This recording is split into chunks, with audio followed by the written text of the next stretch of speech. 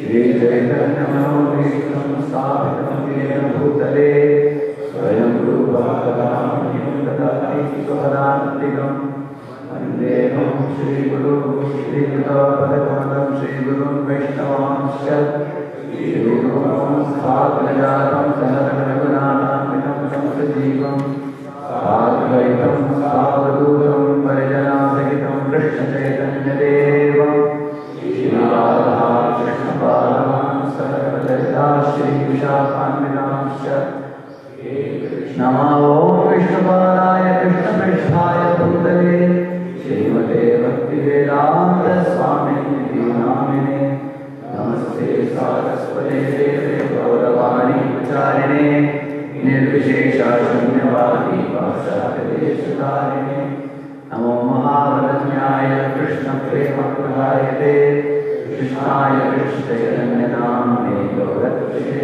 नमः वाञ्छाकल्पतरुभ्यश्च कृपासिन्धुभ्येव च पतितानां पावनेभ्यो वैष्णवेभ्यो नमो नमः।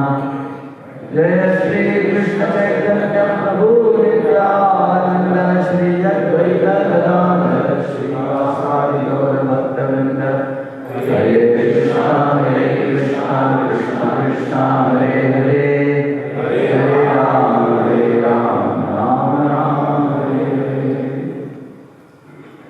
ओम नमो भगवते वासुदेवाय।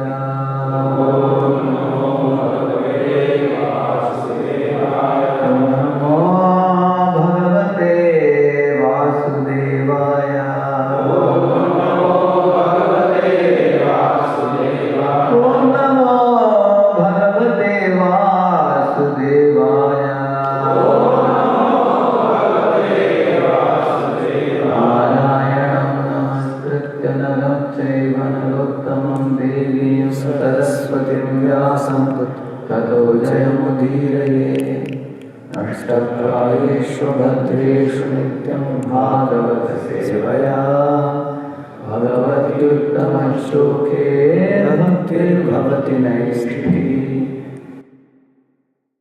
देवाय देवकी नन्दनाय च नन्दगोपकुमाराय गोविन्दाय नमो नमः। हरे कृष्णा। यह प्रातःकालीन सत्संग सम्मिलित हुए सब श्रद्धालु भक्तों के श्री चरणों में मेरे सादर दंडवत प्रणाम। खास करके श्रीमान अप्रमेय श्याम प्रभु को मैं धन्यवाद देता हूँ। उन्होंने जब भी मैं कानपुर आता हूँ हमेशा बुलाते हैं, लखनऊ होकर ही जाता हूँ। थैंक यू फॉर जैसे परिचय हुआ हमारा प्रेम नाम के द्वारा उधर कानपुर में एक बार,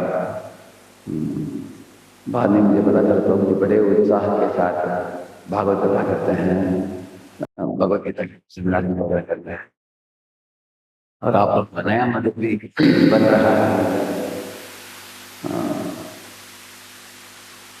तो न्यूज़ में मुझे बात देखने को मिलता है इसका अप्रमेय श्याम प्रभु जो योगी आदित्यनाथ जी के साथ व्यक्तिगत मुलाकात हुई उनकी, जो स्वागत करने के लिए उनको मंदिर में। इसी तरह बड़े बड़े कार्यक्रम जैसे 1 लाख दिया जलाया गया एक बार इधर, किस उत्सव में था? कार्तिक महीने में दिवाली के समय बहुत ज़्यादा देखा मैंने इसमें। तो बहुत उत्साहपूर्वक आप लोग विविध सेवाओं में देखो। मैं Kanpur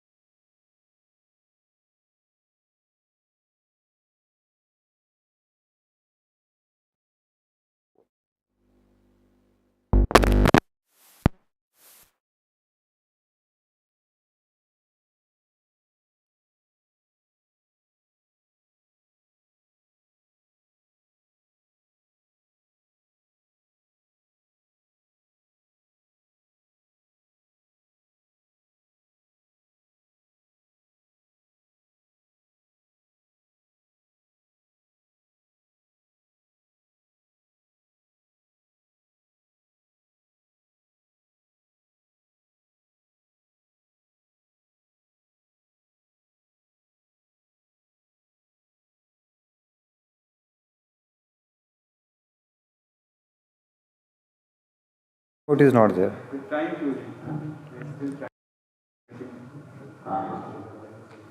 Otherwise, then I left then stock a number. This is not also. Okay, correct. कोई दोहरा है उसको बोलिए। परस्परानुकथनं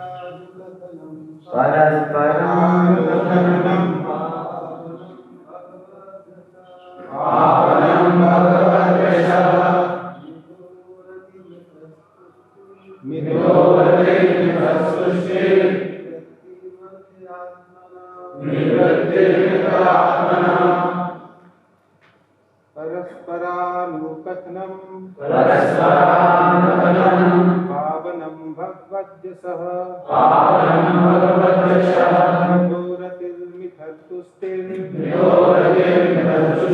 निवृत्तिर्मित आत्मनः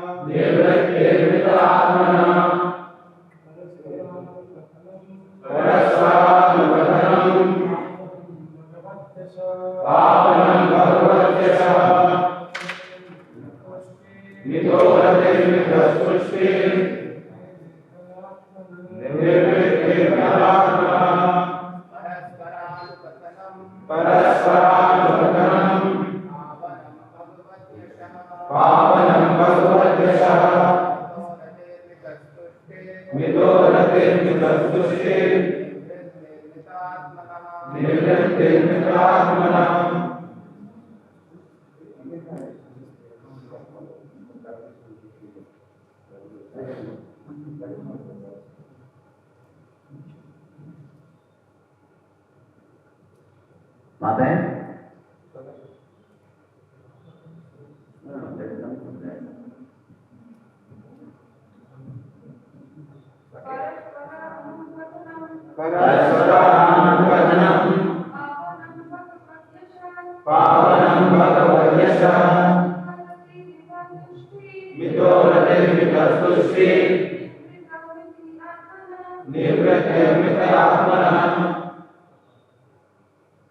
परस्पर एक दूसरे से अनुकथनम विचार विमर्श पावनम पवित्रकारी भगवत भगवान की यशः कीर्ति मितः परस्पर रति प्रेमाकर्षण मितः परस्पर तुष्टि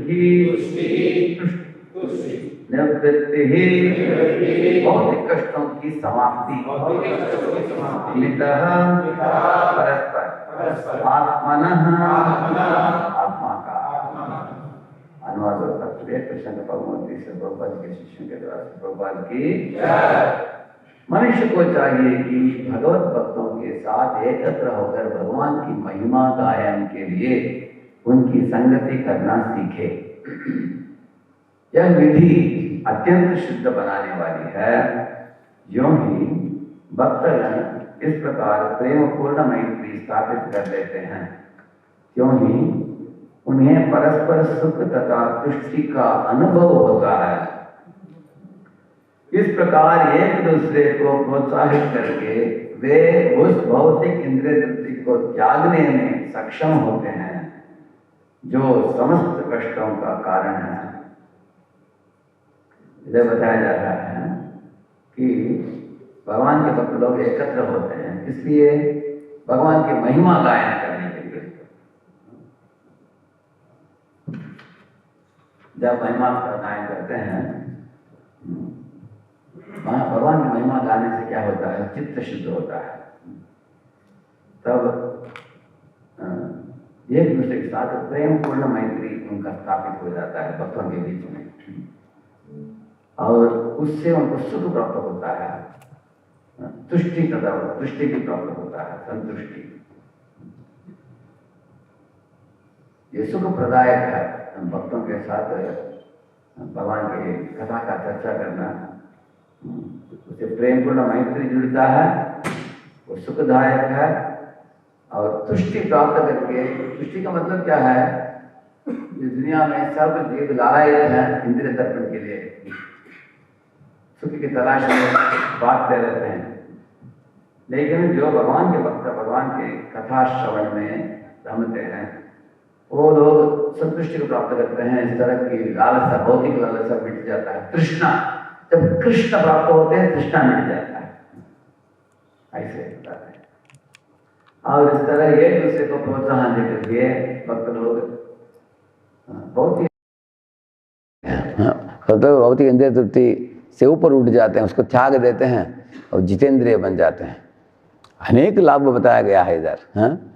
अगर हम भगवान के भक्तों के संग में आकर भगवान के लीला कथा इत्यादि का श्रवण करेंगे, हम इंद्रिय तृप्ति को त्याग कर हम इंद्रियों को जीत लेते हैं। दूसरा पॉइंट है, हमें संतुष्टि प्राप्त होता है। जैसे अनावश्यक आकांक्षाएं, अनावश्यक तृष्णा जो जलता रहता है में बद्ध जीवों के, वो जलन मिट जाता है। और प्रेम पूर्ण मैत्री भक्तों के बीच में स्थापित हो जाता है, जिसके द्वारा उनको सुख प्रदायक है, वो सुख प्रदान करता है। वो इस दुनिया में प्रेम के लिए तरस रहे हैं सब जीव। अगर भक्तों के साथ प्रेम पूर्ण मैत्री जुड़ गया, जो मासूम होता है उसमें निष्कलंक होता है, वो निष्कपट होता है। इस तरह की भावना में जो असली मैत्री जुड़ता है भक्तों के बीच में, भगवान को केंद्र बिंदु बनाकर, वो सुख प्रदायक होता है। और भक्तों के चित्त भी शुद्ध हो जाता है भगवान की कथा, मंगलमय कथा को श्रवण करके। तव कथामृतम तप्त जीवन कवि विरीडितम कल्मषापहम श्रवण मंगलम, बताया गया। तात्पर्य बताते हैं श्रीधर स्वामी के अनुसार जो लोग कृष्ण भावनामृत में उन्नत हैं, उन्हें चाहिए कि वे ना तो परस्पर ईर्ष्या करें, ना झगड़े। ऐसी संसारी भावनाएं त्याग कर उन्हें एक स्थान पर एकत्र होना चाहिए और परस्पर शुद्धि के लिए भगवान के यश का गायन करना चाहिए। श्री विश्वनाथ चक्रवर्ती ठाकुर ने इंगित किया है कि भगवान का महिमा गायन शुद्ध भक्तों की संगति में संपन्न होने पर विशेष रूप से शक्तिशाली होता है। जब भक्तगण संकीर्तन में संलग्न रहते हैं और भगवत महिमा का गायन इकट्ठे मिल कर सकते हैं, तो उन्हें सर्वोच्च आनंद तथा तुष्टि मिलती है। इस तरह वे एक दूसरे को उस भौतिक इंद्रिय तृप्ति का परित्याग करने के लिए प्रेरित करते हैं, जो स्त्रियों के साथ अवैध भोग विलास करने पर आधारित होती है। तो मतलब इस तरह की इंद्रिय भोग करने की प्रवृत्ति जो है जीव, बद्ध जीव में, जो स्त्री पुरुष का अवैध संग करने में उसको रुचि लेता है बद्ध जीव, उस तरह के अश्लील गंदे आकर्षण दूर चले जाते हैं, वो मिट जाते हैं एक भक्त के हृदय में। एक भक्त दूसरे से कहता है, ओह आपने तो इंद्रिय तृप्ति छोड़ दी है, आज से मैं भी इसको छोड़ देता हूं। मनुष्य को भक्तों के प्रति प्रेम बढ़ाना, उन्हें तुष्ट करना तथा कृष्ण सेवा के प्रतिकूल इंद्रिय विषयों का परित्याग करना सीखना चाहिए। भक्तों के प्रति प्रेम बढ़ाना, उन्हें तुष्ट करना और कृष्ण सेवा के प्रतिकूल जो इंद्रिय विषय हैं उनको परित्याग करना। यही नहीं, उसे ये संपूर्ण ब्रह्मांड को भगवान की सेवा के लिए साध सामग्री के रूप में देखना सीखना चाहिए। इंद्रिय विषयों को कृष्ण की सेवा में लगाने से मनुष्य स्वतः इन सबों से विरक्त हो जाता है। ज्यों-ज्यों वह भगवत भक्तों की संगति में अपने दिन बिताता है, उसका दिव्य आनंद श्रीमद् भागवत तथा भगवत गीता के वृत्तांत और उनकी चर्चाएं सुनकर बढ़ता जाता है। इसलिए जो व्यक्ति इंद्रिय तृप्ति के रूप में माया के उत्पीड़न से छूटना चाहता है, उसे उन शुद्ध भगवत भक्तों की निरंतर संगति करनी चाहिए, जिनके पास भगवान के यशोगान तथा श्रवण और इस धरा पर उनके मिशन को पूरा करने के अतिरिक्त कोई अन्य कार्य नहीं है। श्रील माधवाचार्य ने इंगित किया है कि जिस तरह मनुष्य को भक्तों के साथ मित्रता करनी चाहिए, उसी तरह उसे देवताओं की ओर मैत्री की भावना का अनुशीलन करना चाहिए, क्योंकि देवगण ब्रह्मांड का भगवान की ओर से संचालन करते हैं। इस तरह मनुष्य को इस संसार में शांति पूर्वक रहना चाहिए, ऐसे माधवाचार्य बताते हैं। देखिए, साधु संघ होता है, उसको उसमें दो तरीके के संघ होता है। एक है अंतरंग संघ, दूसरा है बहिरंग संघ।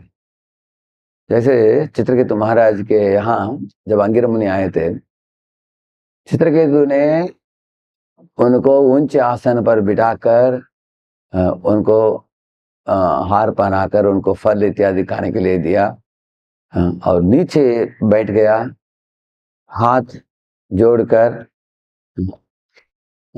एकदम आदर पूर्वक सर झुककर उनको स्वागत किया, प्रेम से उनको स्वागत किया।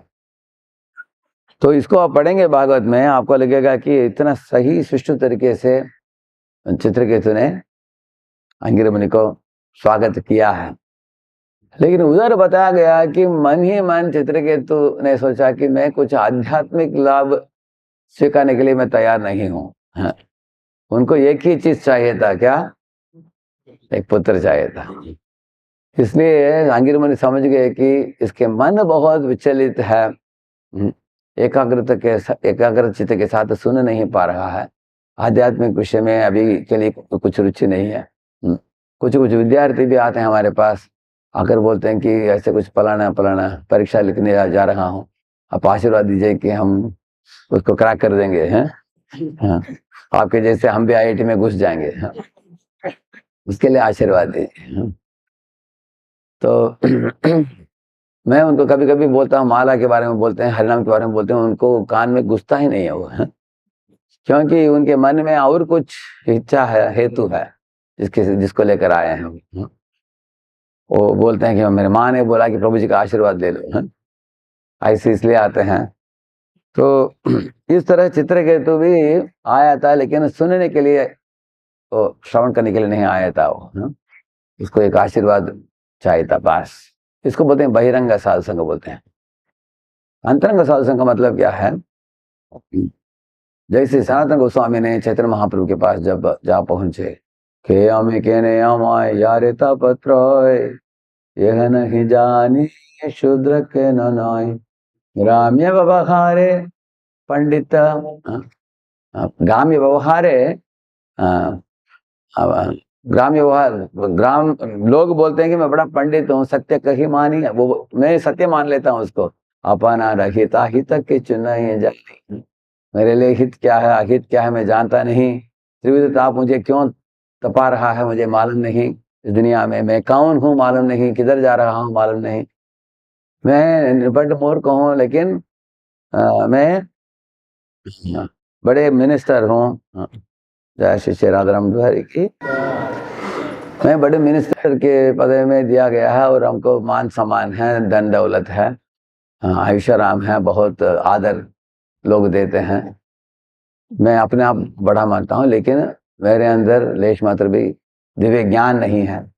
इस तरह अपने हृदय से प्रार्थना की सनातन गोस्वामी ने, किसको? भगवान चैतन्य महाप्रभु। ये कैसा है? जैसे एक बर्तन, ऐसे खाली बर्तन है, उसमें आप दूध डाल सकते हो।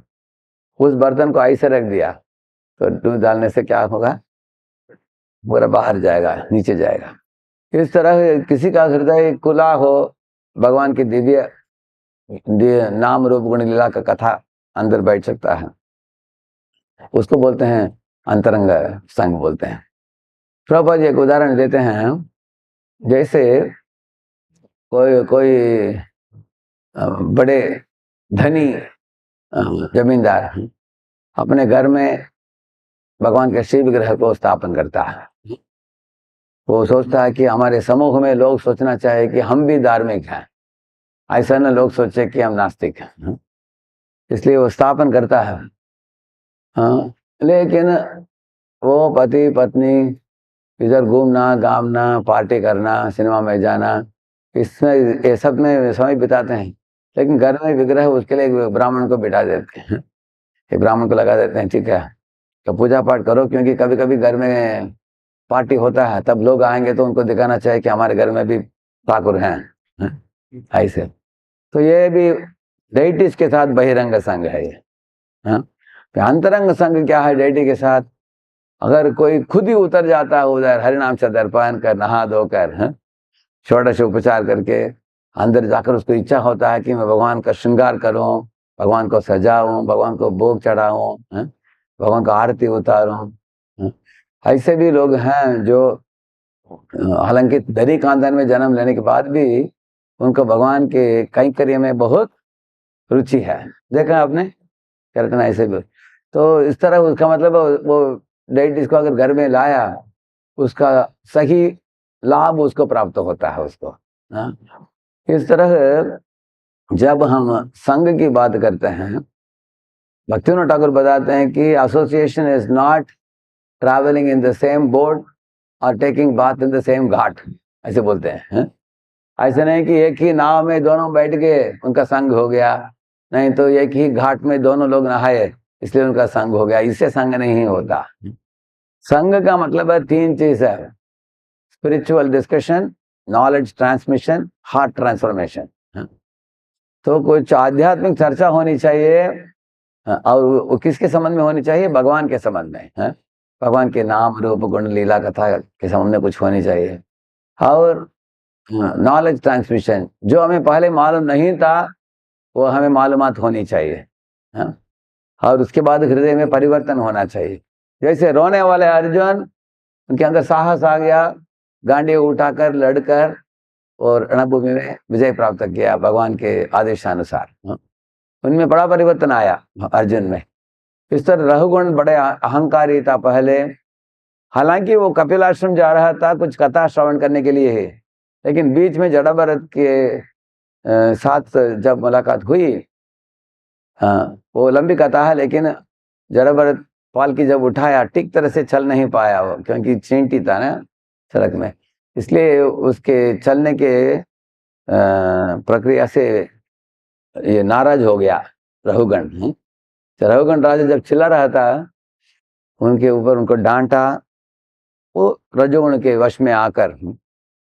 लेकिन उसके बाद जड़ा भरत के प्रचार सुनकर उनमें बड़ा असर पड़ा, तो उसके बाद नीचे झुककर प्रणाम किया। नाहम विशंके सुर राज वज्रा नात्रक्षशूलान न यमस्य दंडात, ऐसे बोलने लगा कि मैं यम के दंड से भी डरता नहीं, शिव जी के त्रिशूल से भी डरता नहीं, लेकिन शंके वृषम ब्रह्म कुला अवमानात, ऐसे बोला कि मैं डरता हूं कुछ वैष्णव को अपराध करने के लिए। तो तुरंत नम्र बन गया वो, अहंकारी रघुगण नम्र रघुगण बन गया। ये हृदय परिवर्तन। मृगारी जो क्रूर मृगारी था उसके हृदय में अनुकंपा उदय हो गई, किसके संग से? नारद जी के संग से। इस तरह ये भी परिवर्तन, हृदय परिवर्तन, spiritual discussion, knowledge transmission, heart transformation, ये संघ है। जैसे हमारे प्रभुपाद जी, पहले उनका नाम था अभय बाबू, जब अपने गुरु महाराज के पास पहला मुलाकात हुआ 1922 में, जब जाकर उस समय उनके फ्रेंड लेकर गया उनको, जाने के लिए बताया नहीं था अभय बाबू, बोले कि अरे मैंने बड़े अनेक साधुओं को देखा हूँ, अनेक लोग डोंगीबाजी करते हैं। पिताजी भी बुलाते थे घर में अनेक साधुओं को, लेकिन वो साधु लोग घर में खाते थे, जाते समय बीड़ी पीते थे। तो प्रभुपाद जी बोले कि क्या साधु बाबा सब डोंगीबाज, मैं नहीं आना चाहता बोले। फ्रेंड बोला कि जिसके पास मैं लेके जा रहा हूँ तुमको वो साधारण साधु नहीं है, महात्मा, मैं मुझे पहचान है, चलो ऐसे थोड़ा खींच कर लेकर आए नरेन। तो जब वो सीढ़ी के ऊपर चढ़कर ऊपर पहुंच गए छत में, भक्तान ठाकुर बैठे थे और क्लास दे रहे थे। उसके उस समय ये दोनों लड़के जाकर दंडवत प्रणाम किया, क्योंकि एक सुसंस्कृत परिवार में उनका जन्म हुई थी अभय बाबू का, इसलिए स्वाभाविक रूप से साधु को देखेंगे तो दंडवत प्रणाम करना चाहिए। दंडवत प्रणाम किया दोनों लड़कों ने। उठने के पहले उनके गुरु ने एक आदेश दे दिया उनको, बोला कि आप दोनों पढ़े लिखे विद्यार्थी हो, पाश्चात्य देश में जाकर चैतन्य महाप्रभु के संदेश को क्यों नहीं पहुंचा सकते आप लोग? ऐसे तब अभय बाबू को बड़ा आश्चर्य हुआ, अरे आदमी मुझे जानता भी नहीं, मैं कौन हूँ? अभी जानने के पहले मुझे आदेश दे रहे हैं। तो उनकी ओर मुड़कर देखकर उन्होंने एक प्रश्न पूछ ही दिया, अभी तो हम तो पाश्चात्य देश के लोगों के चंगुल में हैं, ब्रिटिश लोगों के, हमारे संदेश कौन सुनेगा कहीं भी? पहले आजादी प्राप्त होने दीजिए, आजादी होने के बाद भारत कुछ कर सकता है, दुनिया के कोने कोने में जाकर कर सकता है। उस समय प्रभुपाद जी गांधीयन थे, खादी भी पहनते थे। आजकल खादी पहने उतना फर्क नहीं पड़ता, उन दिनों में खादी पहनते हैं, उसका मतलब है ब्रिटिश के विरुद्ध हैं। और स्वदेशी मूवमेंट में जुड़कर आपने नकार दिया ब्रिटिश लोगों की सरकार को। ऐसे इन्होंने डिग्री को भी नकार दिया। गांधी ने बोला डिग्री को भी छोड़ दो और ब्रिटिश के कपड़े मत पहनो, सत्याग्रह वगैरह किया ना वो लोगों ने ऐसे। तो गांधी के मीटिंग में जाते थे प्रभुपाद जी उस समय, क्योंकि उनकी विचार थी कि अगर भारत को आज़ादी प्राप्त हो जाएगा तो मुक्त अवस्था में हम लोग वैदिक संस्कृति को प्रचार प्रसार कर सकते हैं ऐसे। लेकिन उनके गुरु ने उस समय ऐसे उपदेश दिया उनको, बोला कि देखो हम जो भागवत धर्म की बात कर रहे हैं ये आत्मा का धर्म है। हर जिंदा शरीर जिधर भी है दुनिया में 84 लाख योनियां हैं, उसमें एक आत्मा, हर एक में आत्मा है ऐसे। चाहे वो जलचर हो, रेंगने वाले प्राणी हो, उड़ने वाले पंछी हो, चाहे चलने फिरने वाले जानवर हो, नहीं तो पेड़ पौधे हो, नहीं तो मनुष्य हो, हर प्राणी के अंदर एक जीव बैठा हुआ और उसका धर्म क्या है? भागवत धर्म है। उसका भगवान के साथ प्रेममय संबंध है। वो भूल कर बुलक्कड़ होकर इस दुनिया में भटक रहा है। उन जीवों को भगवान के इसी चरण में वापस जोड़ना, ये भागवत धर्म है। ये भागवत धर्म किसी भी चीज के लिए इंतजार नहीं करने की जरूरत नहीं है। आज कोई शासन कर रहा है भारत के ऊपर, कोई और शासन करेगा बाद में, ये तो परिवर्तनशील दुनिया है। लेकिन भागवत धर्म का प्रचार किसी चीज के लिए रुकने की जरूरत नहीं है। और चैतन्य महाप्रभु के बारे में उन्होंने बोला, चैतन्य महाप्रभु इतने परम मंगलमय मार्ग को सिखाया दुनिया को, हरिनाम की संकीर्तन और हरि कथा का श्रवण कोई भी जीव कर सकता है। इतना तक कि उन्होंने जानवरों को भी जगा दिया और उनमें कृष्ण प्रेम को जगा दिया उन्होंने। तो ना भूतो न भविष्यति, ऐसे मार्ग चैतन्य महाप्रभु का शुद्ध मार्ग है। ये सारे दुनिया के जीव इसको अपनाना चाहिए। इस तरह उन्होंने अभय बाबू को इतना बढ़िया समझाया। उसी दिन प्रभुपाद जी बोल रहे हैं कि मैं सीढ़ी से ऊपर से नीचे आ रहा था, उनको मेरे हृदय में उनको गुरु के रूप में स्वीकार लिया। और अपने मित्र को उन्होंने बोला, I am very happy that the message of Lord Chaitanya is in the right hands. भगवान चैतन्य महाप्रभु की जो संदेश है सही व्यक्ति के पास उन्होंने सौंपाया है। ये गुरु जी से ऐसे परंपरागत ज्ञान दे रहे हैं, उनको मैं स्वीकार रहा हूँ हृदय में। तो प्रभुपाद जी गए उनके पास देश प्रेम का संदेश लेकर, उनके गुरु जी ने दिया कृष्ण प्रेम का संदेश। अभी देश प्रेम से कृष्ण प्रेम का प्रमोशन एक ही मीटिंग में हो गया। कई बोलते हैं spiritual discussion, knowledge transmission, heart transmission, that is association. तो इससे हमारे हृदय में परिवर्तन आना चाहिए। इस तरह जैसे अजामिल कितना बड़े कुसंग में फंस गया था, वो जंगल में जाकर एक अश्लील दृश्य देखने को मिला उसको। जंगल में गया था एक अच्छे हेतु लेकर, भगवान के लिए फूल तोड़कर लाने के लिए उनके पिताजी ने कहा था, इसलिए गया था वो। लेकिन उधर उनको ऐसे दृश्य दिखा, एक शूद्राणी आलिंगन कर रहे थे, चुंबन दे रहे थे और हंस रहे थे। तो उसको देखकर उसके मन में जो काम कर्म बीज जो थे वो अंकुरित हो गए, जिसके कारण वो विचलित हो गया उसका मन, वो शांति खो बैठा। पेड़ के पीछे चुप कर बार बार उसी दृश्य को देख रहा था और उसके मन काम वासना के मल से पीड़ित था। तो घर वापस लौट आने के बाद अशांत होकर बार बार उस शुद्र स्त्री के बारे में सोचने लगा। बाद में उसको नौकरानी के रूप में लाया घर में, हाँ? और अपने धर्म पत्नी जो थी पतिव्रता नारी उसको अपने मायका में भेज दिया। उसके धर्मपरायण माता पिता थे उनको भी भगा दिया। उसके बाद उस गंदे संग में उस वेश्या के योनि में 10 बच्चा पैदा किया उसने, और उसको तृप्त करने के लिए डकैती बना, चोर बना, अनेक लोगों को खून करना पड़ा उसको, हाँ? इतने महापाप पातकी पापों को करके वो नरकगामी हो गया था वो, हाँ? हुआ था जन्म उसका ब्राह्मण के खानदान में, कन्याकुब्ज में, लेकिन पतित हुआ इस तरह एक वेश्यागमन करने के कारण एक पापाचार, दुराचार, भ्रष्टाचार, व्यभिचार उसमें जुड़ गया, हाँ? इसलिए नरक जाने के लिए योग्य था। लेकिन उसका एक ही सौभाग्य था कि उसने अपने अंतिम पुत्र को नारायण नाम दिया था उसने। इसलिए बूढ़े अवस्था में मृत्युशया में जब लेटा था, जब यमदूत आ पहुंचे उसको यमलोक लेके जाकर उसको पिटाई और दंड देने के लिए, हाँ? उनको देखते ही डर के मारे जोर से चिल्लाए, नारायण से चिल्लाए, हाँ? जोर से अपने पुत्र को ही पुकारा संबोधित करके, लेकिन तत्क्षण भगवान विष्णु ने देख लिया, कोई मेरा नाम पुकार रहा है। अपने दूतों को बोला, दौड़ो तुरंत, कोई पुकार रहा है मेरा नाम। वो बोले, भगवान आपका नाम ही नहीं पुकार, अपने बेटे को पुकार रहा हूँ। भगवान ने बोला, हो सकता है मेरा नाम मैं मुझे पुकार रहा हो, give him a benefit of doubt, ऐसे बोले, चलो तुरंत आ गए विष्णुदूत, क्योंकि नाम पुकार दिया उसने, इसलिए तत्क्षण अपने तलवार लेकर यमपाश को काट दिया वो लोगों ने। देखिए नाम का अलग अलग महिमा है। एक महिमा है भगवान को कोई पुकारता है, स्मरण करता है तो तुरंत भगवान आ जाते हैं, वो एक महिमा।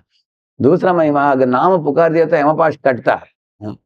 अगर नाम कोई पुकारता रहता है तो उसको 4 लाभ प्राप्त होते हैं।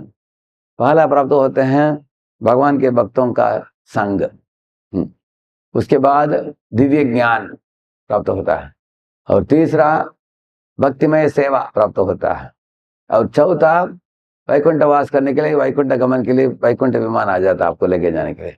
अब आप लोगों के जीवन में देखो, अपने नाम करना चालू किया, नाम जब से चालू किया रेगुलर जो करता है उसको रेगुलर भक्तों का संग मिलेगा उसको। अगर नाम छोड़ दिया तो भक्तों से के संग से छूट जाता है व्यक्ति, लेकिन भक्तों नाम लेता रहता है तो भक्तों का संग रेगुलर मिलता रहेगा। तो संग में क्या आपको प्राप्त होगा? दिव्य ज्ञान प्राप्त होगा। सेकंड, आपको वीकली प्रोग्राम मिलता है, डेली बुक रीडिंग, ऐसा किसी में जुड़ जाते हो आप, करेक्ट है ना? दिव्य ज्ञान मिलता है। तीसरा क्या मिलता है? सेवा मिलता है। अगर भक्तों के साथ कनेक्ट रहोगे तो छोड़ेंगे नहीं भक्त लोग आपको, पकड़ कर कुछ सेवा में लगा देंगे आपको, सेवा में लग जाते हो। और चौथा बाकी है, क्या है? वैकुंठ विमान आकर लेके जाना, वो आपके अंतिम सांस लेते समय आएगा वो, वो भी आएगा तो वैकुंठ पहुंच जाओगे। तो ये चारों प्राप्त हुआ किसको? अजामिल को। अजामिल को विष्णुदूतों का संग प्राप्त हो गया उसको, नाम पुकारते ही। तो उनके संग का इतना असर पड़ा उसके ऊपर, हरिनाम की महिमा सुना उसने, उसके बाद दोनों अप्रकट हो गए, विष्णुदूत और यमदूत दोनों चले गए। या अकेले जब हुआ, जोर से फूट फूट कर रोने लगा, पश्चाताप किया कि मैं कितना पतित हो गया हूँ, अभी किस अवस्था में था, ब्राह्मण, शुद्ध ब्राह्मण की अवस्था से इतने पतित अवस्था में पहुंच गया हूँ। ऐसे फ्लैशबैक सोचा अपने जीवन के बारे में, क्या क्या हुआ मेरे जीवन में है। तो अभी एक क्षण मात्र भी इधर बिताऊंगा नहीं, तुरंत अभी पहुंच जाऊंगा हरिद्वार में, गंगा के तट में रहूंगा, विष्णु के मंदिर में। विष्णु के मंदिर में भर्ती होकर उसने पूजा आराधना की और साधु संतों के संग की, गीता भागवत का अध्ययन किया, और गंगा में नहाया रोज, और निर्मल अवस्था में नाम जपते जपते जपते उसके चित्त पूरा निर्मल हो गया। और 12 साल के बाद वैकुंठ विमान आकर उनको भगवत धाम लेके गया, करेक्ट है ना? अभी देखिए, कामुक अजामिल, उसके हृदय में प्रेम जग गया बाद में, that is also transformation. Spiritual discussion हुआ किसके बीच में? विष्णुदूत और यमदूत। लेकिन वो स्पिरिचुअल डिस्कशन को ध्यान से सुनने वाला कौन था? सुनना ही सुनना ही पड़ा उसको, क्योंकि अब दोनों में जीतने वाले कौन मालूम नहीं था उसको। अगर यमदूत जीतेंगे तो यमलोक जाना पड़ेगा, इसलिए बहुत डर था उसको। देख रहा था ये क्या बोल रहे हैं, ये क्या बोल रहे हैं, ये क्या, दोनों देख रहा था। हाँ, तो दोनों एक दूसरे के प्रश्न पूछ रहे थे, जवाब दे रहे थे, ऐसे ध्यान पूर्वक सुना। कभी कभी हम लोग सो जाते हैं क्लास में, क्योंकि यमदूत नहीं है। अगर यमदूत तो आए हैं तो नींद नहीं आएगा किसी को। तो ध्यान पूर्वक सुना, इसलिए स्पिरिचुअल डिस्कशन हो गया। उससे क्या हुआ, हरिनाम की महत्ता समझकर, क्योंकि यमदूत बोले कि ये नरक में जाकर उसको क्या क्या दंड देने वाले हैं, इसको क्या क्या किया है इसने, और हम कैसे दंड देने वाले हैं, सुन सुनकर डर गया था बहुत। लेकिन हरिनाम की महिमा सुनकर इसके हृदय स्पर्शी हो गया। नॉलेज ट्रांसमिशन हो गया उसको। उसका ब्राह्मण था, वो रीति रिवाज करने वाले ब्राह्मण था वो। रीति रिवाजों को, रिचुअल्स में, सी स्पिरिट प्लस रिचुअल, स्पिरिचुअल, उसको सिर्फ रिचुअल मालूम था उसको। जैसे अगर मैं आपको बोलता हूँ एक बिस्लरी बॉटल लेकर आओ, मुझे बहुत प्यासा है, कोई आकर मुझे काली बॉटल देगा मुझे, मैं बोलेगा अरे पानी मांगा तुमने, वो बोलता तो आपने पानी नहीं मांगा, क्या मांगा, बॉटल दे दिया ना मैंने, कहा उसका मतलब क्या है, रिचुअल है उसमें, स्पिरिट नहीं है। जो पानी चाहिए हमको वो नहीं है। इस तरह वो रिचुअलिस्टिक ब्राह्मण था पहले, लेकिन अभी हरिनाम की महिमा सुनने के बाद असल स्पिरिट क्या है धर्म के पीछे है वो समझ गया वो, उसके कारण उसके हृदय में परिवर्तन आया। और स्पिरिचुअल डिस्कशन, नॉलेज ट्रांसमिशन और हार्ट ट्रांसफॉर्मेशन हो गया उसको हरिद्वार जाकर। और निर्मल हो गया वो। इस तरह परस्परान कथनम पावनम भगवत यशः, भगवान के यश और भगवान की गुणगान सुननी चाहिए। जैसे चैतन्य चरितामृत में एक श्लोक है, उधर बताया है कि, याद करेंगे उसको, भक्तवत्सल कृतज्ञ समर्थ बदान्य, 4 चीज बताए हैं भगवान के गुण। भक्तवत्सल कृतज्ञ समर्थ बदान्य, दिखाता हूँ आपको श्लोक है।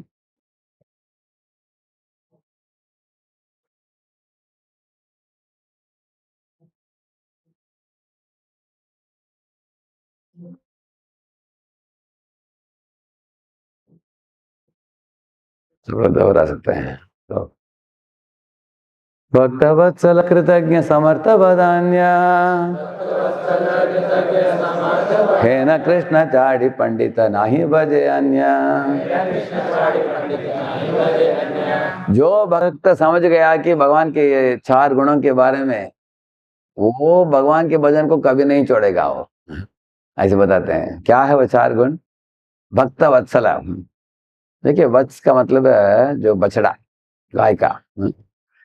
तो गाय का बछड़ा जन्म जब उसका होता है, उसके शरीर में थोड़ा गंदगी होता है, लेकिन उसकी माँ होती है गाय, वो चाट चाट कर उसको निकाल देती है।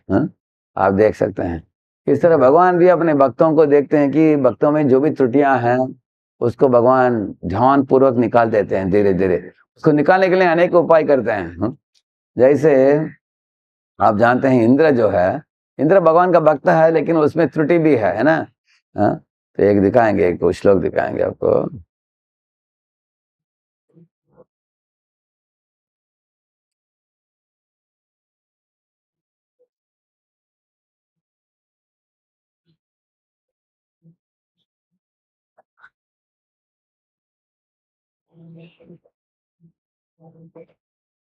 देखिए गोवर्धन लीला होने के बाद भगवान अकेले खड़े हैं। अभी इंद्र के साथ थोड़ा ट्रीटमेंट, स्पेशल ट्रीटमेंट देना है इंद्र को।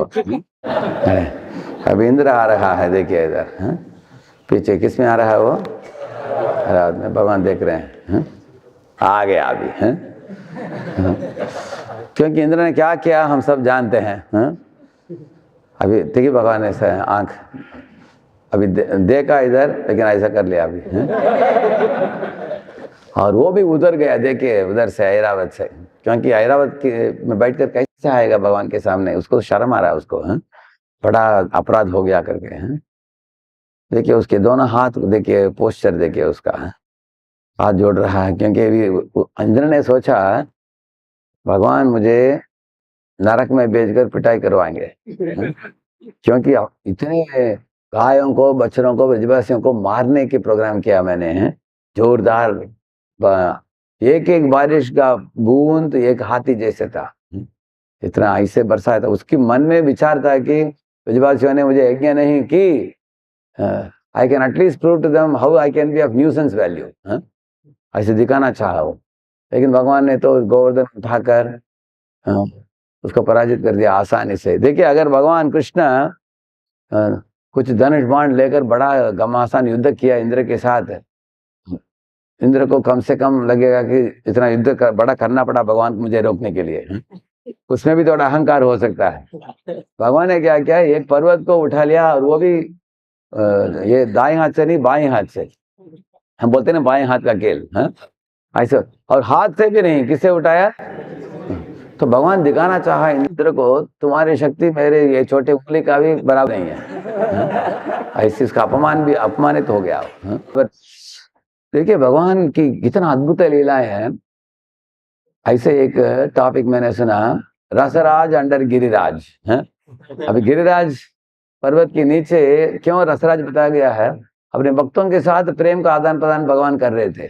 यशोदा माँ हैं, बाकी यशोदा माँ के सखियां हैं, गोपियां हैं, गाय बछड़े हैं, मोर बंदर हैं, सब लोग हैं भगवान के साथ बहुत मधुर लीला कर रहे हैं, बिंदास, कुछ भी भगवान के लिए चिंता नहीं। इंद्र टेंशन क्रिएट करना चाहता है, लेकिन भगवान टेंशन लेते नहीं है, ऐसे। और ऊपर पहाड़ के ऊपर, भगवान के उंगली में जो पहाड़ है उसके ऊपर, उधर इंद्र का शुद्धिकरण चल रहा है, साथ साथ वो बड़े बड़े आयुधों को लेकर प्रहार कर रहा है पहाड़ को नीचे उतारने के लिए। लेकिन पहाड़ 1 मिलीमीटर भी हिला नहीं हो, क्योंकि गिरिराज बहुत बहुत बड़े एक्सटेसी में है, परम आनंद में है वो, क्योंकि भगवान की उंगली के स्पर्श से।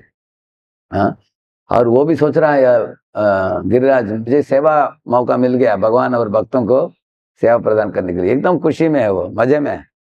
और पहाड़ के ऊपर बड़ा जंगल है, उस जंगल में शेर वगैरह थे। तो इंद्र को उन्होंने देखा, उन्होंने शेर ने इस आवाज किया, अरे क्यों इतना मूर्ख होकर कर रहे हो ये सब चीज, तुम जितना करोगे तुम्हारा ये बहुत निंदनीय है, भगवान के विरुद्ध ऐसे। और कुछ बंदर थे, उन्होंने देखा इतना जोरदार बारिश बरस रहा है और पहाड़ तो ऊपर चला गया।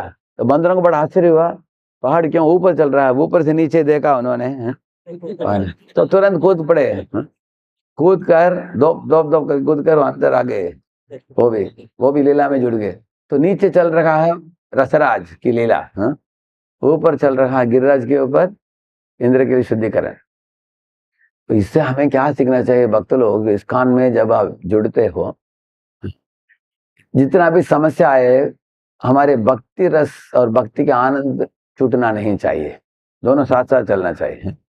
मॉर्निंग प्रोग्राम अटेंड करना, नाम जपना, भागवत क्लास अटेंड करना, भागवत में रमना, और थोड़ा मैनेजमेंट का तो टेंशन भी होगा, सेवा का टेंशन होगा थोड़ा।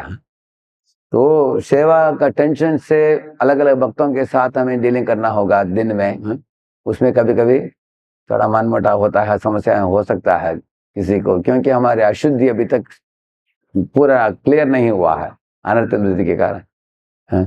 लेकिन ऐसा ना हो कि हम इतने अनर्थों में फंस जाते हैं कि भगवान को ही भूल जाते हैं। इधर आप देखेंगे भगवान इसी तरह कालिया नर्तन लीला में भगवान क्या करते हैं, कालिया के ऊपर जब नाचते हैं, कालिया को लगा कि मानो सारे धरती मेरे सर के ऊपर किसी ने रख दिया, क्योंकि भगवान के पेट के अंदर सारे ब्रह्मांड है ना। यशोदा माँ को ब्रह्मांड घाट में दिखा दिया ना भगवान ने। जब भगवान को माँ यशोदा ने बोला, खाना मैंने सुना बलराम जी से तुमने मिट्टी का है, इधर आओ। भगवान क्या बोले, ना हम बक्षितवान सर्वे नित्याभिशंसिनः, ऐसा बोला उन्होंने। माँ ये गोपाल को मत सुनो, ये सब झूठी बात बोल रहे हैं, क्योंकि गोपों को लग रहा है कि आप हमेशा छड़ी उठाते हो लेकिन कभी मारा नहीं आपने अभी तक। वो लोग क्यों आपको झूठ बोल रहे हैं, ताकि मुझे आपके लाठी से कुछ मिले मुझे, आप उनकी बात मत सुनो, सब सर्वे मिथ्याभिशंसनः है। यदि सत्य गिरस्तर ही समक्षम पश्यते मुखम, ऐसे बोला उन्होंने। मैं तो आपके सामने हूँ माँ, चाहे तो आप मुंह खोल कर देख लो, आप, मैं दिखा सकता हूँ आपको। देखिए कभी कभी ब्रह्मचारी लोग क्या करते हैं, ट्रेन टिकट हुआ एक ब्रह्मचारी के नाम में, लेकिन जाता है दूसरा ब्रह्मचारी। तो मैंने एक ब्रह्मचारी को पूछा कि अरे ऐसे कैसे जा सकते हो आप? वो बोला प्रभु जी सब लोग शेव्ड हैं, उनको फर्क नहीं दिखता, सब एक समान दिखते हैं। और वो बोल रहा है कि वो तो आधार कार्ड अनेक लोग देखते नहीं है आजकल, बोल दो नाम बोल दो, लेकिन कुछ कुछ डीटी होता है वो बोलता है दिखाओ, करेक्ट है ना, पूछेगा तो ये आधार कार्ड लेकर दूर से दिखा रहा है, लेकिन कुछ कुछ डीटी बोलेंगे इधर आओ इधर दिखाओ, तब देखेगा तब पता चलेगा। इस तरह कृष्ण ने सोचा कि अगर मैं बोलूंगा माँ को मैं मुख खोलकर समक्षम पश्यते मुखम बोलूंगा तो छोड़ देगी वो। माँ बोली नहीं मैं छोड़ने वाली नहीं, आओ इधर, बोला अभी देख लेंगे हम। अब कृष्ण ने सोचा कि अभी माँ देख लेगी मेरे मुख में मिट्टी है तो बांध देगी, मैं माखन चोरी की लीला नहीं कर पाऊंगा, तो क्या किया जाए, कुछ तो करना चाहिए। तो उसके आप जानते हो उसके उस समय भगवान ने क्या दिखाया उनको मुख के अंदर, हाँ सारे ब्रह्मांड को दिखा दिया। तो इसलिए अगर भगवान के पेट में सारे ब्रह्मांड हैं और वो भगवान नाच रहे हैं किसके ऊपर, काली के ऊपर, क्या बुरा हाल हुआ होगा उसका, कालिया का ऐसा। तो इस लीला में आप देखेंगे कालिया के सर के ऊपर भगवान शुद्धिकरण कर रहे हैं और बाकी सब ब्रजवासी और आसमान में जो देवी देवता हैं, अप्सराएं हैं, गंधर्व हैं, जो फूल की वर्षा कर रहे हैं, वाद्य बजा रहे हैं, सब लोग आनंद में हैं। उधर भी ऐसा है, शुद्धिकरण भी चल रहा है और भगवान लीला भी चल रहा है। यशोदा माँ नंद बाबू को दिखा रहे, देखिए क्या कर रहा है हमारे बेटा। पहले तो डरी थी, अभी भगवान ने उनके डर को मिटा दिया, इस तरह का नृत्य करके, इस तरह। तो इस तरह भगवान की लीला बहुत मधुर है, इस तरह है।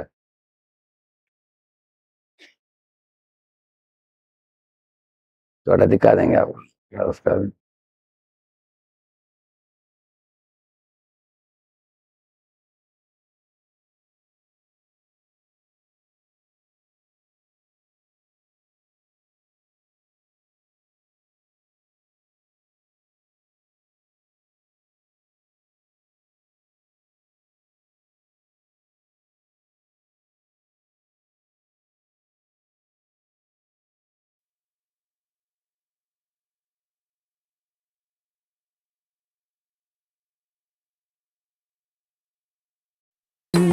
नील मनोहर जाल वितगधिक तज्जं तां मदभुजंग शिरपाद युगपाणि धृत मधुनिनाद वेणुरवतामि तज्जं तगतज्जं तगधिक तज्जं तां गोपांगना वृत माधव मधुसूदन हरि सम्मदन पद नटन तग तगन नत जन परिवृत सदय मुद हृदय तामि तज्जं तगतज्जं तगधिक तज्जं ता निरन्तरानन्द मुख कमल अनंत नटनांग परपाद युगपाणि धृत मधुनिनाद वेणुरवतामि तज्जं तग।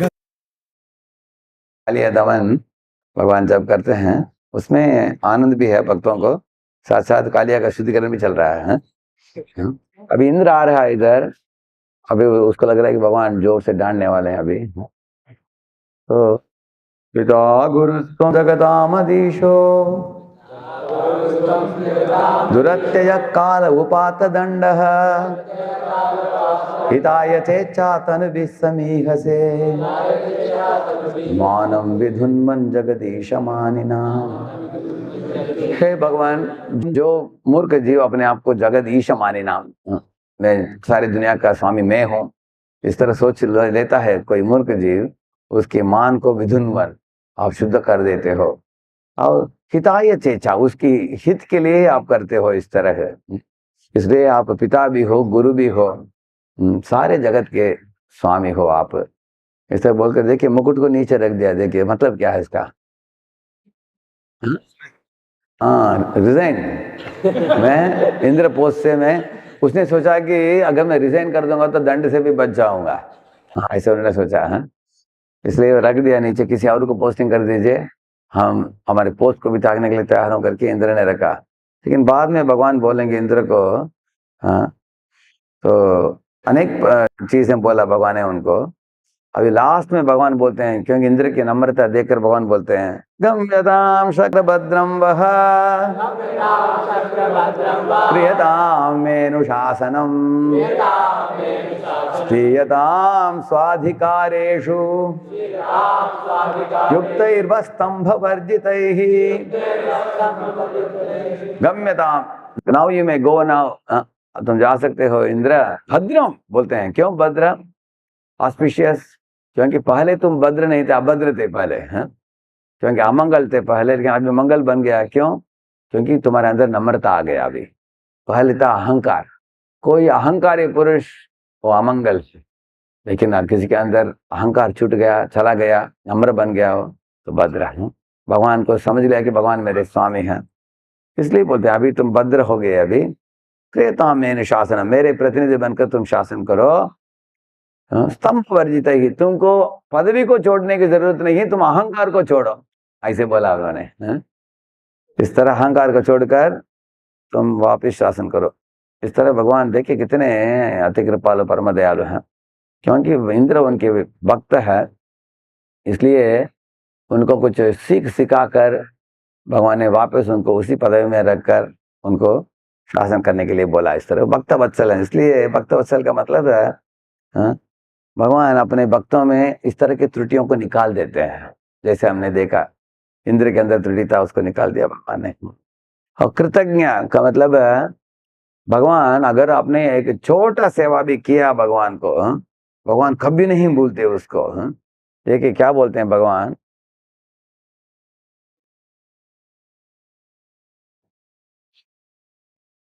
इधर एक लीला है महाभारत में, आपने सुना होगा। भगवान ने बोला, भगवान को द्रौपदी ने कुछ दिया था, फल दिया था, उसको काटते समय भगवान की उंगली में एक खून निकल गया।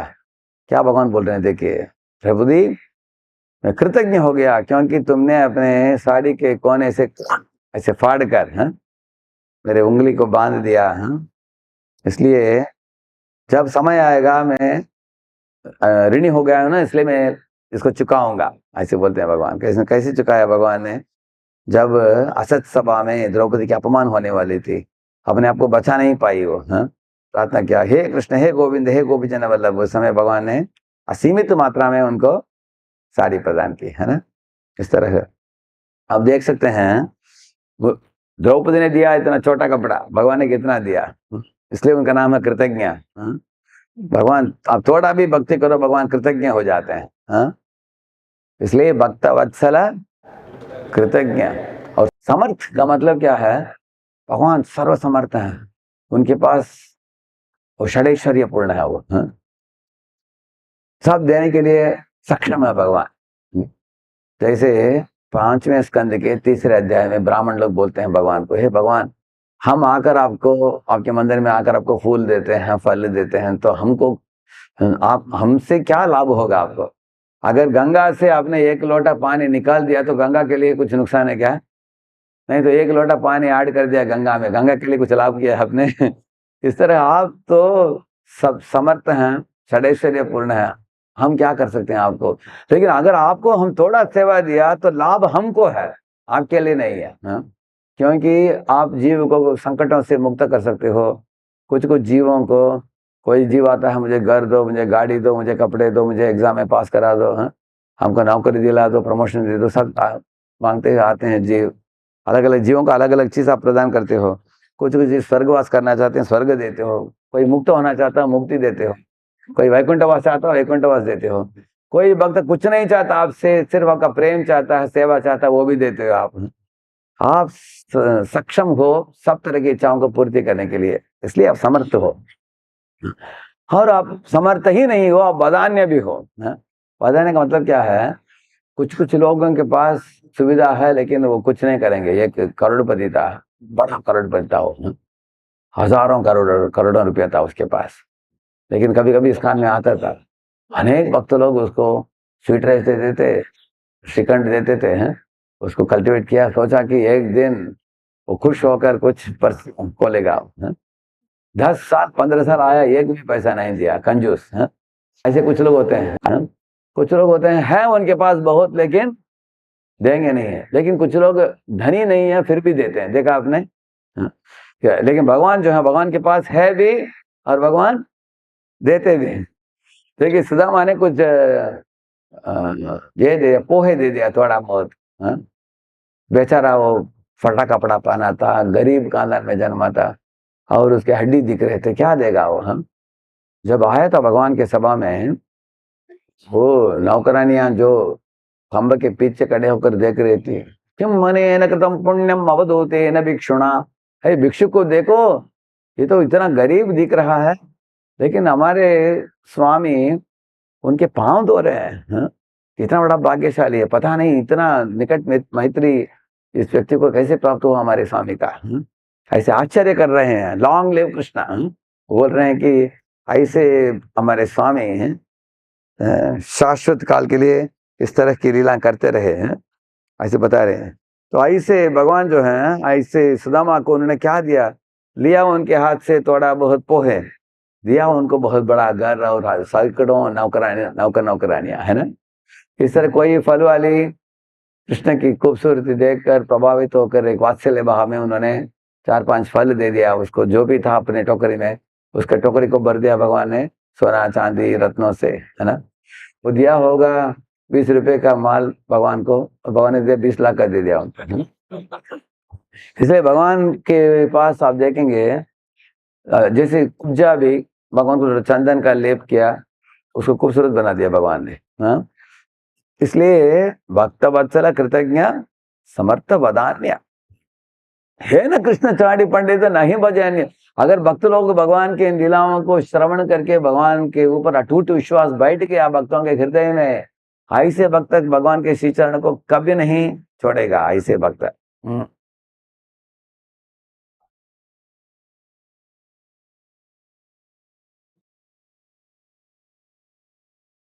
और एक सुंदर श्लोक दिखाएंगे आपको चैतन्य चरितामृत से, सब लोग बोलिए। कृष्ण पाद पद्म गंध ये जन पाया, ब्रह्मलोक आदि सुख तारे नहीं भाए। अरे कृष्ण की पदकमलों की धूली रज किसी जीव ने प्राप्त कर लिया, उसको ब्रह्मलोक जैसे सत्यलोक जैसे लोकों में प्राप्त होने वाले सुख को भी वो सुख से भी आकर्षित नहीं होगा। ब्रह्मलोक आदि सुख, स्वर्गलोक की बात तो छोड़ो, उससे भी बढ़कर ब्रह्मलोक है, कुछ भी इस भौतिक सुख से आकर्षित नहीं होगा वो। इस तरह इसलिए भगवान के इस तरह की दिव्य मंगलमय कथा जो है उसको भक्तों के संग में आकर सुनना चाहिए। समय हो गया अभी, फिर मैं लेकिन आपको 2-3 श्लोक दिखाता हूँ भागवत में। ये श्लोक देखिए। हाँ, श्लोक बोलिए। मदाश्रया कथामृष्टा शृण्वन्ति कथयन्ति च तपन्ति विविधास्तापा नैतान् मद्गतचेतसः। अगर कोई भगवान के कथाओं का आश्रय लेता हो, कोई व्यक्ति सुनता हो, नहीं तो दूसरों को समझाता हो, ऐसे व्यक्ति इस दुनिया के बीच में रहते समय त्रिविध ताप जो होता है उनसे पीड़ित नहीं होता, ऐसा बताया गया। तपन्ति विविधाः तापा न एतान। क्यों, कारण क्या है? 2 इस बात के लिए पुष्टि दे सकते हैं भागवत से। एक प्रहलाद महाराज बोलते हैं तद्वीर्य गायन महामृत मग्न चित्त है। आपके लीला वीर कथा, आपके लीला वीर कथा का श्रवण करके हमारा चित्त मग्न हो गया उसमें। इसलिए हमको तकलीफ नहीं हो रहा है। जैसे अगर कोई व्यक्ति इस दुनिया में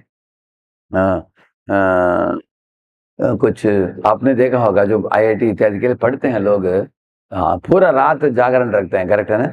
कुछ चीज को प्राप्त करना हो तो कसरत करते हैं कि नहीं है, वो नींद को भी भूल जाते हैं। वो कभी कभी हम बोलते हैं अंग्रेजी में throw away the watch and forget the lunch box, ऐसे बोलते हैं।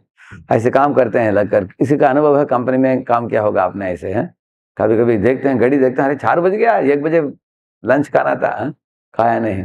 आप लगन के साथ करते हो, किसी कुछ चीज प्राप्त करना हो तो अपना मन लग जाता है उसमें।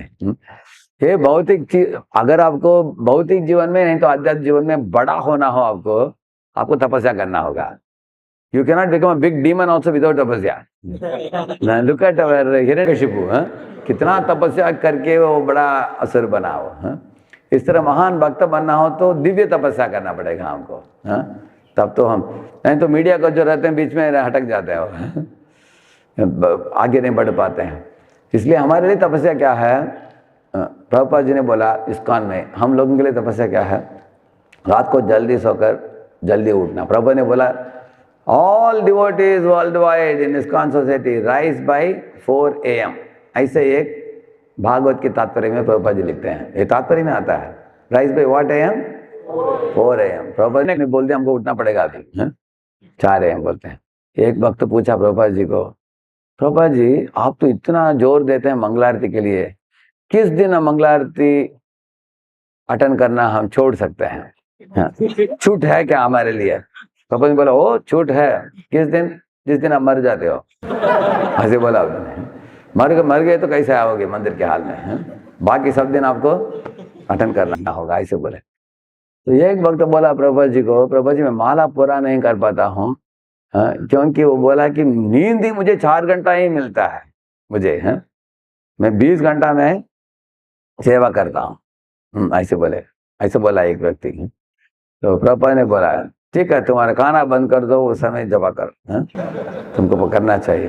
क्योंकि तपस्या भक्त के लिए क्या है, माला 16 माला पूरा करना और मंगलारती, नरसिंहारती, तुलसी आरती, नाम जप, गीता सॉरी भागवत का श्रवण, यही हमारे लिए तपस्या है. उसके बाद बाहर जाकर किताब का वितरण, हरिनाम संकीर्तन, प्रसाद वितरण, ये तीनों को प्रभुपाद ने संकीर्तन नाम से बुलाया. What are the 3 types of संकीर्तन? किताब वितरण, प्रसाद वितरण और हरिनाम संकीर्तन. ये तीनों को संकीर्तन नाम से बुलाया. These are outdoor service for the world. जन्म सार्थक कोरी सुबह का प्रोग्राम 4:30 से 9:30 क्या है, जन्म सार्थक कोरी. और दिन में बाहर जाकर दुनिया को सेवा करना वो क्या है, परोपकार. ये हमारे लिए तपस्या है. हम आलसी नहीं पढ़कर अगर हम इन सेवाओं में हम लगेंगे, खुद के लिए भी कल्याण, दूसरों के लिए भी कल्याण. देखिए एक पौधा होता है, बीज होता है, पहले बीज बोकर आप पानी की सिंचन करते हो तो अंकुरित होकर बाहर निकलता हो, उसके लिए कुंपन लगाते हो. वो पौधा लेते जाता कुछ नहीं करता. देखा आपने? पहले पानी लेता है, सूर्य का भी रोशनी लेता है, ताप भी लेता है, उसको कुंपन भी देना होता है, खाद भी खाता है, सब लेता रहता है. लेकिन थोड़ा बड़े होने के बाद आप देखेंगे उसके डालियां आ जाते हैं, आम का बड़ा पेड़ आ जाता है, उसके बाद कच्चा आम आता है पहले, उसके बाद पक्का आम आ जाता है, हजारों आम पैदा करता है वो. तो initially it is taking, then it is contributing. ऐसे बच्चे भी आप देखेंगे, शिशु जो होते हैं जन्म, वो माँ का स्तनपान करता है, उसके बाद माँ की गोद में रहता है 4-5 साल. और स्कूल में पढ़ते समय माता पिता उसको पैसा भी देना पड़ता है, उसको एडमिट करना पड़ता है, उसको कपड़े पहना कर स्कूल लेके जाकर छोड़ना पड़ता है, लेते रहता है. लेकिन जब उसका 15-20 होने के बाद वो क्या करता है, देना चालू होता है. करेक्ट है? पहले लेना, उसके बाद देना. जितना लिया है तो फॉर हुम much is given much is expected. उसके बाद वो क्या करता है, उसके बाद नौकरी करता है, उसके बाद कुछ कंपनी चालू कर देता है, वो हजारों लोगों को नौकरी में लगाता है, माता पिता को भी अच्छा रखता है अपने जीवन में. दैट इज अ कॉन्ट्रीब्यूशन है. Initially you are taking, later on you are contributing. अभी भक्तिमय जीवन में हम लोग आ गए, किसी ने हमको लाया भक्ति में, माला दिया, हरिनाम जप सीख लिया, हमने मॉर्निंग प्रोग्राम सीख लिया है, प्रभुपाद के तात्पर्य मिले हैं, ये अच्छी संस्था में हम लोग जुड़ गए हैं. तो कुछ साल होने के बाद हमें क्या सोचना चाहिए कि अभी तक हम देते आए हैं, अभी क्या करना चाहिए, क्या करना चाहिए, देना चाहिए. और हमें देखना चाहिए हम क्या दे रहे हैं. तो देने वाला मैं आपको बोलता हूँ, the lowest category is called beneficiaries. Beneficiary का मतलब है वो मंदिर में आते हैं, अपने परिवार सहित आते हैं, आज के आनंद के जाए चले जाते हैं. वो लोग पुण्यात्मा हैं, आते हैं मंदिर में, फेस्टिवल के दिन आएंगे चले जाएंगे. उनसे बढ़कर लोग हैं कंट्रीब्यूटर्स, दोस्त गिव डोनेशन. वो बोलेंगे पैसे लीजिए, हमको मत पकड़िए, हमारे पास टाइम नहीं. ऐसे बोलने वाले कंट्रीब्यूटर होते हैं, डोनर होते हैं. उनसे बढ़कर लोग हैं जो कमिटेड लोग हैं. कमिटेड लोग का मतलब है जो माला करते हैं, रेगुलर 16 माला करते हैं, दीक्षित भी हो जाते हैं कुछ लोग उसमें कमिटेड में. और वो सेवा देते हैं। कुछ लोग आकर प्रभुपाद की डेटी ड्रेसिंग करेंगे, कुछ लोग माताएं भोग बनाएगी, हार बनाएगी भगवान के लिए, कुछ लोग बुक डिस्ट्रीब्यूशन करेंगे, प्रसाद वितरण के लिए जाएंगे, हाँ, हरिनाम संकीर्तन में जुड़ेंगे, कुछ लोग भक्ति विषय प्रोग्राम चालू करेंगे अपने घर में। तो कमिटेड लोग हैं ये सब लोग। कमिटेड का मतलब है जो बोला सो करो। उनसे भी बढ़कर लोग हैं डेडिकेटेड लोग, हाँ, जो डेडिकेटेड होते हैं वो लोग लीडिंग लेते हैं। बुक मैराथन, एक भक्त लीडिंग लेगा, बाकी सब आकर जुड़ेंगे उसके साथ। कोई किचन में लीडिंग लेता है, कोई जन्माष्टमी कलेक्शन में लीडिंग लेता है। इस तरह लीड डिपार्टमेंट लीड करने वाले वो डेडिकेटेड होते हैं। उनसे भी बढ़कर है मिशनरी। हाँ, मिशनरी का मतलब है वो रात को भी स्वप्न देखता है ये संस्था को कैसे बढ़ाया जाए। हाँ? वो मिशनरी होता है, हर सांस में वो सोचता रहता है प्रभुपाद के मिशन को कैसे वर्धन किया जाए से। हाँ? तो ऐसे लोग लीडिंग लेते हैं, जैसे अपर में श्याम प्रभु हैं। इस तरह के जो सोचते हैं इस संस्था को वर्धन कैसे किया जाए हर क्षण। तो इस तरह हम इस सीढ़ी में जितना ऊपर जा सकते हैं कर सकते हैं, हमें करना चाहिए, है? और ये करने के लिए हमारी बुनियाद क्या है, ये श्लोक पढ़ा हमने, है? जो भक्तों के संग में आकर भगवान की लीला चेष्टाओं की कथाओं को श्रवण करके जब आनंद परमानंद प्राप्त होता है, तद्वीर गायन महामृत मग्न चित। यही चीज ध्रुव महाराज ने भी बोला, नेशे भवत गुण कथामृत पान मत्तः। मैं आपकी गुण कथा के अमृत का पान करके मैं इतने मत्ता हूँ कि इस दुनिया की तकलीफ महसूस ही नहीं होता मुझे, ऐसे बताते हैं। हाँ, इस तरह ये एक श्लोक है। और ये श्लोक क्या है, ये बहुत प्रसिद्ध श्लोक है, इसका जड़ भरत सक्ष में आता है। सब लोग बोले, यत्रोत्तम श्लोक गुणानुवादः प्रस्तूयते ग्राम्य कथा विघातः निषेव्यमाणोऽनुदिनं मुमुक्षो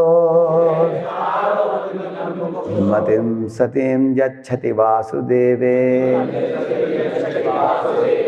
फिर बताते हैं, यहाँ वर्णित वे शुद्ध भक्त कौन हैं? शुद्ध भक्त की सभा में राजनीति और समाज शास्त्र जैसे सांसारिक विषयों पर चर्चा चलाने का प्रश्न ही नहीं उठता। वहां तो पूर्ण पुरुषोत्तम भगवान की लीलाओं, स्वरूप एवं गुणों की ही चर्चा होती है। उनकी प्रशंसा तथा उपासना पूर्ण मनोयोग से की जाती है। यहाँ तक कि विशुद्ध भक्तों की संगति से ऐसे विषयों को लगातार आदर पूर्वक सुनने से ऐसा पुरुष जो परम सत्य में तदात्कार होना चाहता है, वह भी अपने इस विचार को त्याग कर क्रमशः वासुदेव की सेवा में आसक्त हो जाता है। इसका मतलब है निर्विशेषवादी भी ऐसे मंदिर में आएंगे, कथा का श्रवण करेंगे, वो भक्त बन जाते हैं। जैसे चतुष कुमार भक्त बने, सुखदेव गोस्वामी भक्त बने, बिल्व मंगल ठाकुर पहले निर्विशेषवादी थे, वो भी भक्त बने ऐसे। इसलिए हमारी सभाओं में भगवान के अनअडल्टरेटेड प्योर कथा of the Lord should be spoken. उसमें किसी भी तरह का पॉलिटिक्स का मिश्रण नहीं होना चाहिए। समाज शास्त्र, राजनीति, कूटनीति इत्यादि के बारे में नहीं बोलना चाहिए।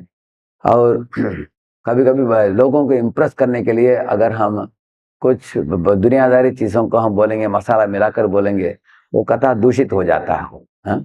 उसमें वो निर्मल नहीं होता और जीवों के हृदय तक वो पहुंच नहीं पाता। वो जीवों को थोड़ा मनोरंजन देगा वो, लेकिन ऊपर ही ऊपर है वो। असली कथा जो है, जो हृदय के, it comes from the bottom of the heart and touches the bottom of the heart. Therefore our parampara is called as a chain of hearts. तेने ब्रह्म हृदयादि कवये, ऐसा बताया गया। तो परंपरा ज्ञान ऐसा होता है। इसलिए हमारे सभाओं में इस तात्पर्य बहुत सुंदर है। प्रभुपाद जी लिखते हैं, इसलिए बोलते हैं कि सभा में कैसी कथा होनी चाहिए, बताते हैं। This is in which canto is it? This is 5th canto, 12th chapter, 13th verse. 5, 12, 13. The previous verse I told you, that verse is 3rd canto, 25th chapter, 23rd verse. ये देखिए, ये 3, 25, 23 और ये 3, 25, 23 के सीरीज में आप 3, 25, 25 पढ़ेंगे। क्या फेमस वर्स है, सताम प्रसंगान, तो वो भी है। और लास्ट एक वर्स दिखा देंगे अभी, ये भी, यत्रेड्यन्ते कथा तृष्णाया प्रशमो यतः निर्वैरं यत्र भूतेषु नोद्वेगो यत्र कश्चन। ये प्रचेत लोग बोल रहे हैं किस अध्याय में? 4:30 दिस इज 5 4:30-35 देख सकते हैं क्या बोल रहे हैं। जब भी दिव्य लोक की कथाओं की चर्चा चलती है, श्रोतागण भले ही क्षण भर के लिए क्यों न हो समस्त भौतिक तृष्णाएं भूल जाते हैं। देखिए हमारी समस्याओं को भूलने का ये मार्ग है। चिंता ना करो, चिंतन करो। किसका चिंतन? भगवत चिंतन।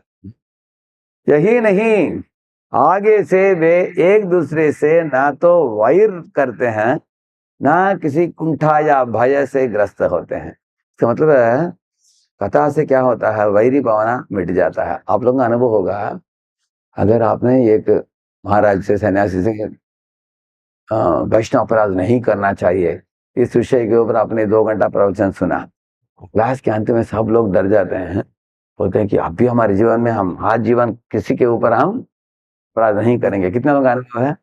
करेक्ट है ना? इतना तो प्रभु जी बोलते हैं कम से कम भागवत क्लास के समय आप मुक्त अवस्था में रहते हो। तो क्लास होने के बाद दुनियादारी चीजें आ जाते हैं उसके बाद। इस तरह हम श्रवण करते करते हम दुनिया की समस्याओं को भूल भी जाते हैं और हम वैरी भावना से ऊपर उठ जाते हैं। धीरे धीरे हमारी उपाधियां समझ लेते हैं कि उपाधियां से मैं अलग हूँ, हम कुछ त्याग देते हैं हम इस तरह। तो और ये जो है हमारे श्रीपद रामानुचार्य की बहुत सुंदर टीका है इसका, मच्चित्ता मद्गत प्राणा बोधयंत परस्परम। श्लोक भगवद गीता में भी ये श्लोक है। मैं सिर्फ रामानुचार्य का टीका पढ़ता हूँ और प्रवचन को विराम देंगे। बहुत प्रसिद्ध। देखिए इधर बताते हैं, with their minds concentrated on me, with their minds fixed well in me, with their pranas placed in me, that is with their life placed in me, which means that they are unable to sustain themselves without me. They instruct one another about those qualities of mind which have been experienced by each one of them. इसका मतलब है भक्त को क्या करना चाहिए, हम भगवान से हम जब कुछ प्रभावित हुए हैं, भक्त लोग अलग अलग भक्त लोग भगवान के अलग अलग गुणों से प्रभावित हुए हैं, तो उन उसके साथ अपने साक्षात्कार के साथ जब भक्त लोग बोलते हैं, when they speak about my divine delightful deeds, उसका मतलब है past times, they feel satisfaction and delight at all times. Those who speak are satisfied at their speech, which has no ulterior purpose and is an end in itself. And those who listen by hearing of it, which is so dear that love for it cannot be surpassed and is boundless, they feel delighted, he says. इसको आप संस्कृत में पढ़ेंगे, माधुर्य है इधर। इधर बता रहे हैं, सॉरी।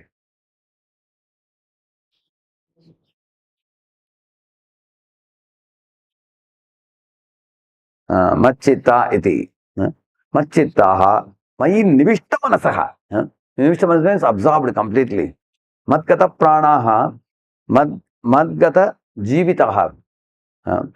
इसका मतलब है जिस तरह अन्नगत प्राण का, अन्नगत जीव का मतलब है जो जीवात्माओं के लिए भोजन ही प्राण है, उनके लिए, कुछ लोगों के लिए है, लेकिन मछली के लिए पानी ही प्राण है।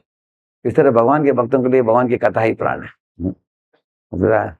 मया विना आत्मधारण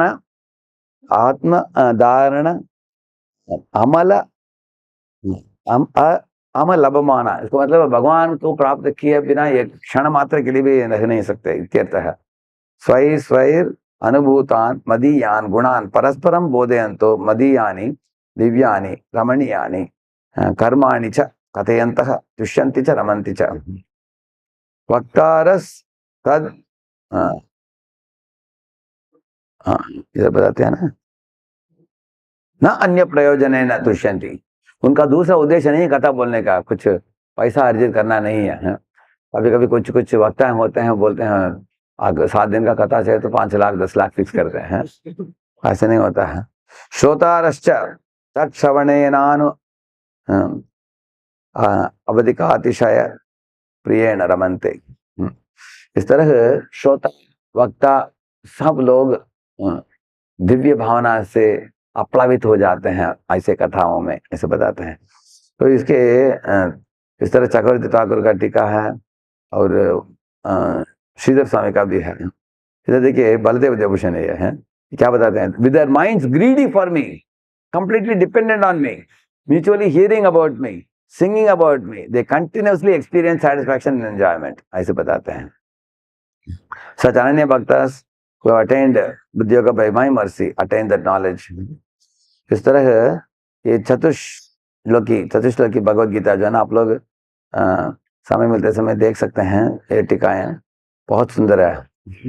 क्योंकि ये श्लोक आज जो पढ़ रहे हैं हम, ये जो परस्परानुकथनम है उससे जुड़ा हुआ है।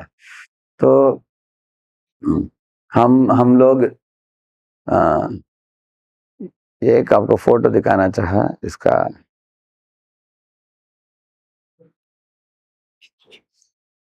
आपको मालूम है Chaitanya Mahaprabhu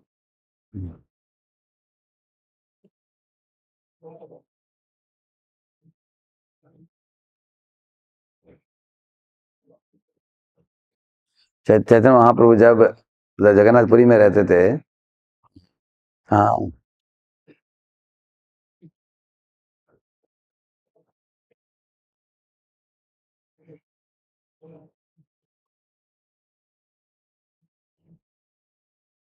okay, there is a picture, very very beautiful picture of Lord Chaitanya Mahaprabhu।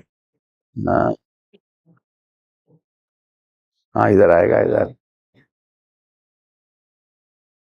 हाँ यही है, सॉरी फॉर द डिले।